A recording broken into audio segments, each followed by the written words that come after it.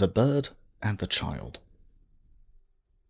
The great black bird cocked its head one way, then the other, alternately staring at Jorgen with either eye. It hopped from foot to foot on the desk in a way the civil servant could only describe as shifty, and didn't answer the question. So Jorgen asked it again. "And who is this second emissary representing?" "They're a guest of the kind grandmother," said the bird at last. It ostentatiously strutted over to the mug in which Jorgen kept his pens, poking through them with its beak and refusing to meet the human's eyes. A visitor to her hearth. "You've said that already." Jorgen picked up the mug and moved it away. "And I'll thank you to look at me when you're talking to me. I feel like you're being deliberately evasive, and I have to tell you it's just making me extremely suspicious." The bird reared up and spread its wings in a mildly threatening manner. Behind it Jorgen saw John of Mead hefting the stick with which he'd already tried to shoo the bird out of the tent once already, a determined expression on his face. He shook his head slightly, and the speaker subsided. He didn't put the stick down. "You've no reason to be suspicious," the bird squawked grumpily. "I've told you there's another emissary attending the Parlay, and they want to talk to Winterfolk, and that ought to be enough. It's allowed, you know. I checked." "It's blood on the snow, isn't it?" said Jorgen flatly, turning his head slightly to spit on the floor as the saliva in his mouth turned sour and bitter. "I never said that."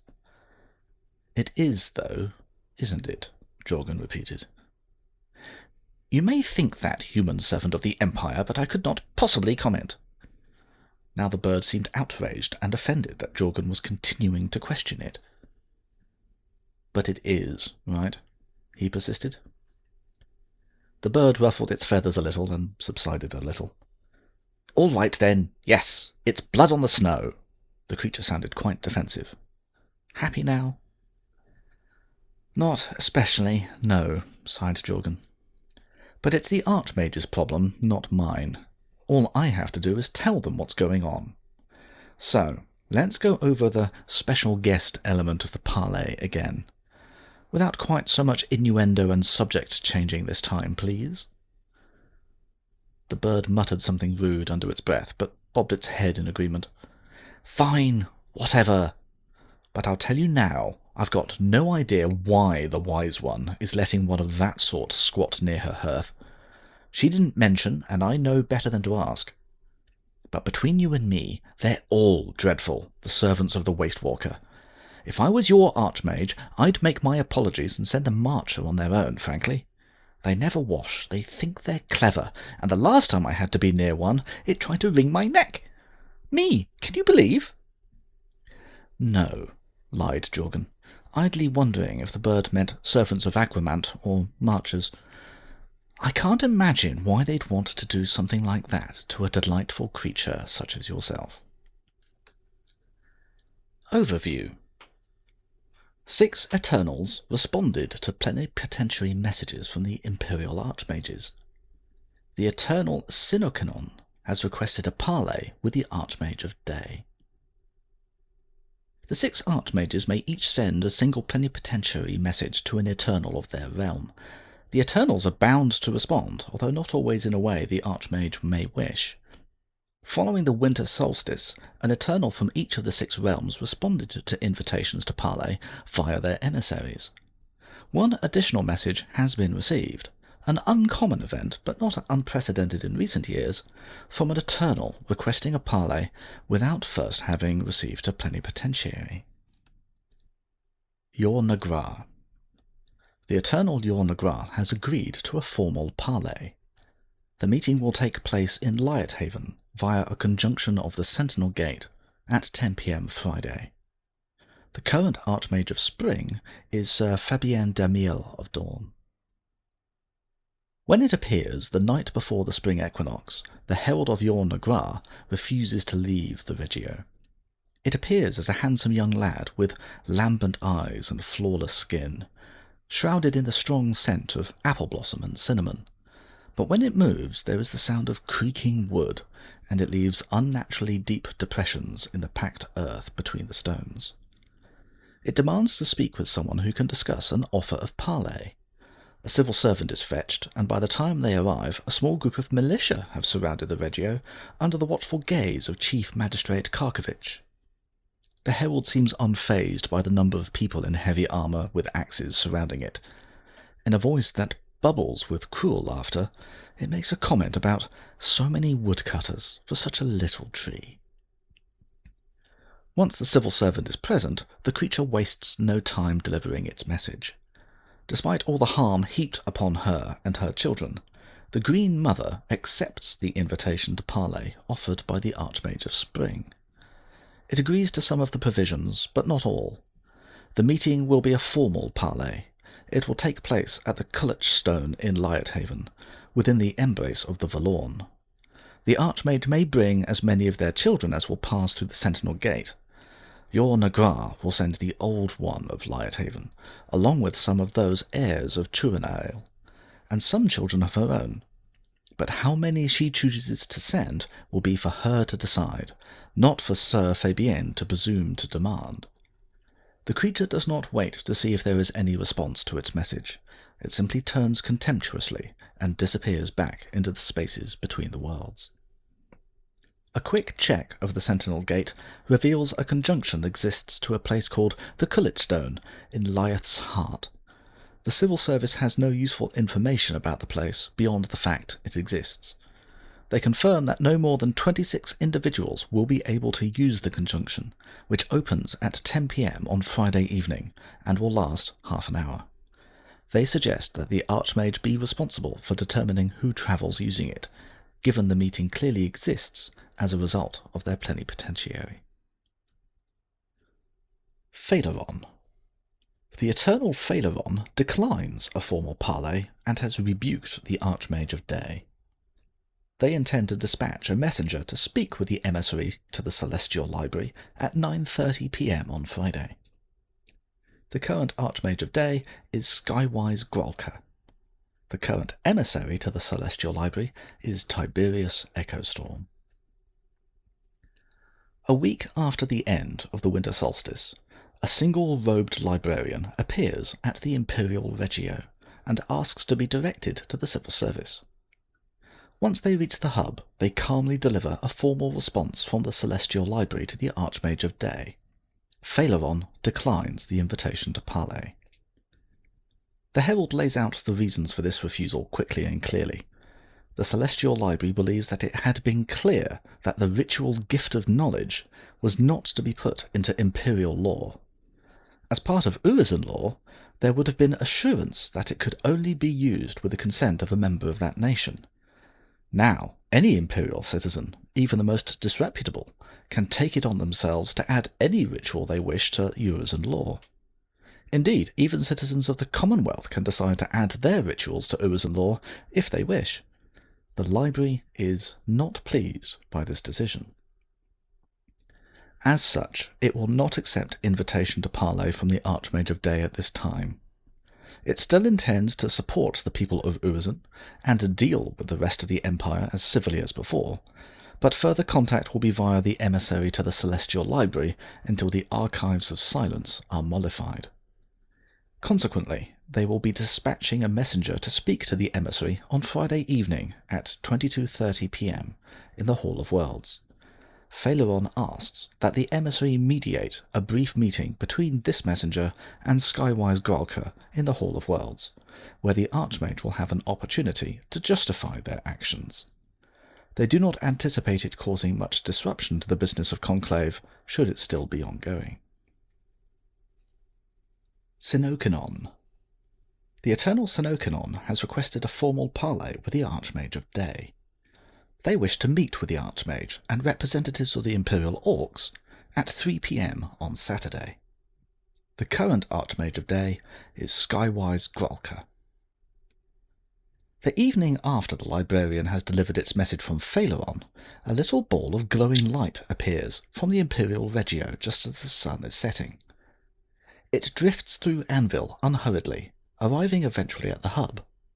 Once there, it speaks with cultured, polite tones, and delivers a message that the Turning Mirror, the eternal Sinocanon, wishes to offer an invitation to Parlay to the Archmage of Day.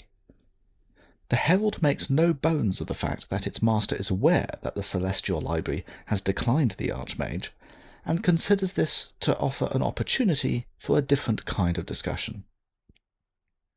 Unlike previous parlays, the Celestial Apex suggests a focused discussion, one centered around the challenges faced by the nation of the Imperial Orcs.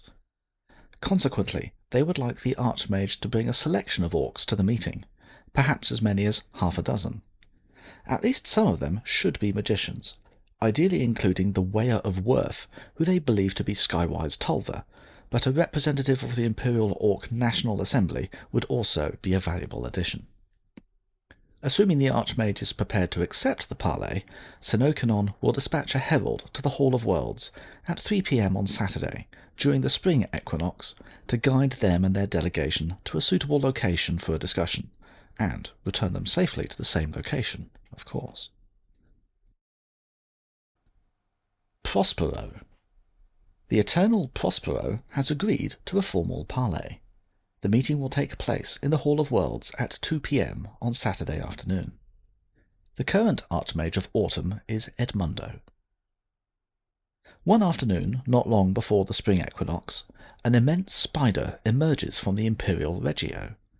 Wrapped in garments of fine rainbow silk, and accompanied by the kind of four-armed bronze titan familiar to those who deal with the Autumn realm, it makes its way down to the hub. The pair attract quite a bit of attention, not least because the spider insists on making small talk with every trader it passes, inquiring in a gentle, breathy voice about what they are selling and how their business is going. By the time it reaches the hub, it's common knowledge that this is an emissary of Prospero, the sovereign lord of the City of Bridges. Settling on 6 of its 8 legs, the spider delivers news that the Golden Prince has accepted the invitation of the Autumn Archmage to Parlay. They plan to arrive at the Hall of Worlds at 2 o'clock on Saturday afternoon, and will be bringing a small entourage with them.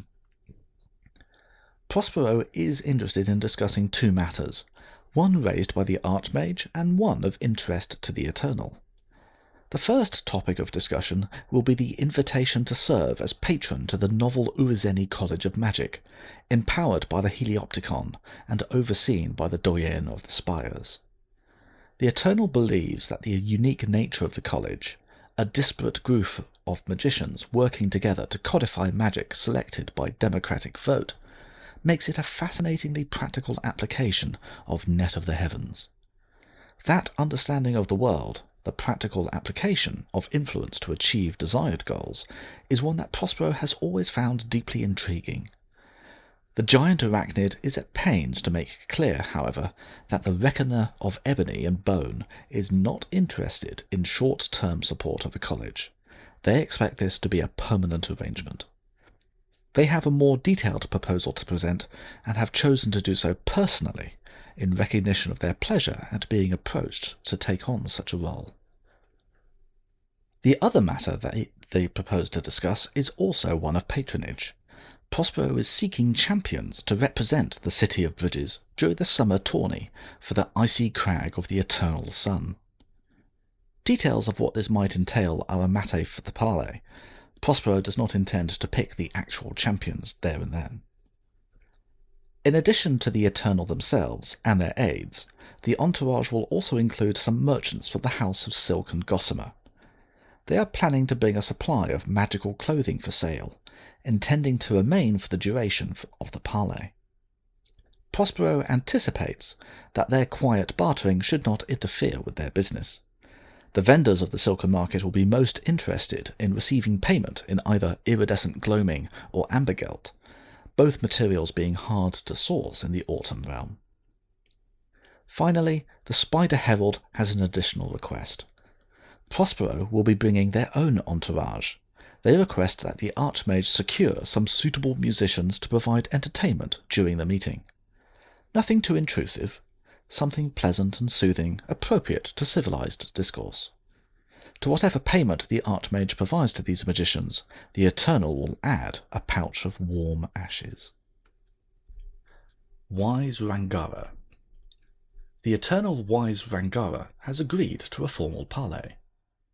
The meeting will take place in a chamber at 5 p.m. on Saturday. In addition to Wise Rangara, there will be an emissary of Blood on the Snow present. The current Archmage of Winter is Ematius of Urizen. Barely 3 days before the spring equinox, a large black bird emerges from the Imperial Regio and flaps lazily down to the hub offices. In a slightly amused voice, it identifies itself as a herald of Wise Rangara named Anushak and delivers a message from its mistress. Wise Rangara agrees to a formal parley to take place during the spring equinox, to which she will be sending her favoured herald, Caladbros the Winnower. She agrees to hear what of the Marches has to say about the massacre in Aldalay. She's also prepared to listen to what the Archmage has to say about guidance and loss of wisdom, but she is not feeling especially charitable towards the Empire at this time, even if they are beset by the Druge and what have you. In addition to Caladbros the Winnower, there will be an emissary of another Eternal of the Winter Realm present, who also has an interest in the slaughter of the Feni. They will be under the aegis of the Parlay and bound by it as a guest of Wise Rangara. This guest would very much like the Archmage to bring some winter folk, so that they might discuss recent events in Somersrag. After a certain amount of prompting, Anushak confirms that this other guest will be a representative of Blood on the Snow. A little defensively, they clarify that this is an all-or-nothing arrangement. If the Archmage wishes parley with Wise Rangara, then they will have to tolerate any other guests she chooses to invite to her hearth, even dreadful guests with poor manners. The meeting will take place at 5 p.m. on Saturday, and Wise Rangara will dispatch a herald to the Hall of Worlds to collect the Archmage and her delegation. While Wise Rangara would be happy to meet solely with the Archmage of Winter and his Marcher, and perhaps a friend of theirs or two at most, she also intends to honour the request of her other guest. As such, she asks that the Archmage bring no more than 3 Wintermark citizens with him, and suggests that it might be sensible to make a point of bringing Ice Walkers in particular. Cathan Caney. The Eternal Cathan Caney accepts the invitation to parley. She will send her champions to Anvil at 5:30 on Saturday to participate in a challenge with the people of Wintermark. Her emissary will meet with the Archmage in the Hall of Worlds at the same time. The current Archmage of Summer is Exarch Luke of Highguard. Following the end of the Winter Solstice Summit, a bulky, boisterous figure erupts from the Imperial Regio and swaggers through the crowds to the hub. Demanding "pig meat and mead" in a voice barely lower than a battle shout, Volstan, Eater of Boars, delivers a message from the Queen of Ice and Darkness. She has received the invitation to parley from the Summer Archmage, and accepts. During the spring equinox, she will send her Ice Giant champion, Barag Glacier Splitter, to Anvil to engage in a threefold challenge with the people of Wintermark. They will not be part of the parley. She trusts nobody will be foolish enough to interfere with them about their business, and they will not require the supervision of the Archmage. At the same time, her emissary Volstan will speak with the Archmage in the Hall of Worlds under the auspice of Parlay. Cathan Caney has 2 topics she wishes to see addressed. Firstly, the Throne of Frost challenges the Archmage, or their chosen representative, to defend the Empire's recent concedence of imperial land to their enemies and rivals. Is it not lamentable cowardice to give even an inch of land, much less 2 entire territories and multiple rich mountain regions to your foes? Then there is the matter of the icy crag of the Eternal Sun, the College of Magic that has, after all, built with her assistance. She wishes to see the finest battle mages of the Empire represent her in the tourney to claim its patronage. The roar of snow, is aware that the Archmage may wish to be seen as being neutral in the contest, and so perhaps the Grand Master of the Rod and Shield, currently Aethelstan Corping, will be able to help find these champions? With that in mind, she asks that the best 6 be gathered to meet with Volstan, who will select the 3 that best represent the ideals of the Mistress of Blizzards. He will be particularly interested in anyone who can share a tale of how they have bested the warriors of the Jotun, whether in battle or otherwise, and how they weave their magic to manifest the qualities of the irresistible force and the immovable object. Volstan finishes by offering a heartfelt reassurance. In their plenipotentiary, the Archmage seemed concerned that good relations between the Queen and the Empire continue. The Empire endures, and binds Tychonus and Varys. There is no complaint from the Mistress of Blizzards. For the moment, she will continue to offer her boons to those who earn them, as long as the Empire remains worthy of her regard. Lashana. The Eternal Lashana has declined a formal parlay. Sort of. The contest challenge that Lashana has been preparing will begin on Saturday at 8 p.m. in the Imperial Regio, and is likely to occupy the Regio for some time. Lashana has arranged a meeting with the Sentinels of the Lambent Claw at 7:30 on Saturday night. The current Archmage of Night is Elisethien of Urizen. A fortnight after the winter solstice, a messenger comes to the civil servants associated with the conclave, bearing a missive. The Guardian of the Southern Skies, who is called Chatterer, Keeper of the Gates of Wisdom, Speaker in Dreams, Eater of Silence, the Clashing Rock, Gibbering Ambassador, and the Key to the Gate of Words, sends greetings and salutations to the Archmage of Night. They have taken on board the suggestion made, and will consequently be altering their intent, and indeed hosting their contest challenge of words in public. They intend to take over the Imperial Regio and host it there, beginning at 8 p.m. Obviously, this will make it impossible to perform any rituals at the Regio during this time, but Lashanar's herald breezily brushes that concern aside, and points out that any Imperial citizen who wishes to watch to come along, and cheer their champions in a battle of wits and words. Surely that is worth delaying some rituals for a little while. As to the matter of Parlay, Lashanar intends to open the doors of the Cancus Forum at 7:30 on Saturday evening. They invite the Archmage of Night to bring 3 Urizen with them, or their representative. Within the walls of the Forum, where all the usual rules apply, Lashana will have gathered some representatives of the Sentinels of the Lambent Claw, who it has persuaded to meet with the Archmage.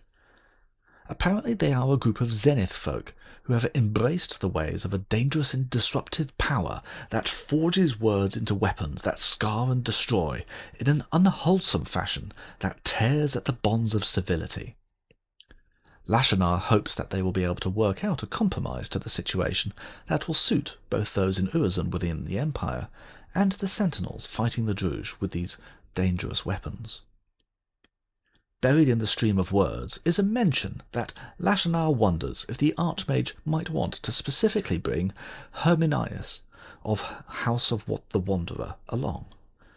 They know there is often tension between sword scholars and sentinels, but perhaps Herminius might have useful words to speak. From this clue, the civil service tentatively suggest that this meeting of the Caucus Forum might be related to the statement of principle Herminius raised in the Urizen Assembly during the winter solstice. A note on Parlay. There are 2 Eternals evolved in these Parlays that are under the enmity of the Imperial Conclave.